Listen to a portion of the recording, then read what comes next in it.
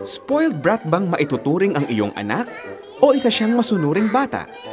Narito ang 4 M's kung paano palakihing maayos ang inyong mga chikiting, hatid ni Vic Garcia ng Unleash International. Unang M, maging pinakamatalino sa inyong pamilya. Maraming pamilya, mas matalino yung bata kaysa magulang. Patutunayan ko sa inyo gaano katalino ang ating mga anak. Unang-una ho, pag nagpabili ang anak natin sa mall, ano sabihin natin? Ay anak, wala tayong pera. Sabi ng bata, okay, dad. Hindi ka makuha sa strategy number 1. Ang tawag ko sa strategy number 1 ng mga bata, pa-cute. Kung di tayo makuha sa strategy number 1, pa-cute, pupunta siya strategy number 2. Hulaan nyo, susunod na gagawin ng bata. Pag hindi nakuha yan, pupunta ko siya. Ang tawag ko dyan, palambing. Natutunaw na ating mga puso. Ano mangyayari? Bibili na natin. Ano ho ang papasok sa isip ng mga anak natin? Sabi ni mami, walang pera. Eh bakit nung nilambing ko nagkapera? So noong dating natin mga magulang, sinungaling. Ano ba ang magandang sagot sa batang nagpapabili? Itong napakasimpleng sagot.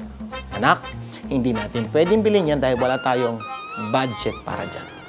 Ikalawang M, dapat ang magulang ang may pinakamatigas na ulo. When you say something, you must do it and your kids should follow. Pangatlo ay magkaroon ng matigas na pagmamahal sa iyong anak o ang tinatawag na tough love technique. Kung gusto niyo kong magpalaki ng mga batang matitino, dapat meron kayong tatatag na dibdib. Na kahit masakit, habang dinidisiplina niyo anak niyo, tuloy niyo. Dahil kawawa ho sila pag hindi sila disiplina. Ika-4 ay ang mataimtim na panalangin ng mga magulang. Must learn to pray and lift up the situation to God. Pag ito ho ginawa niyo, pangako, papalaki kayo ng maayos, patitinong bata.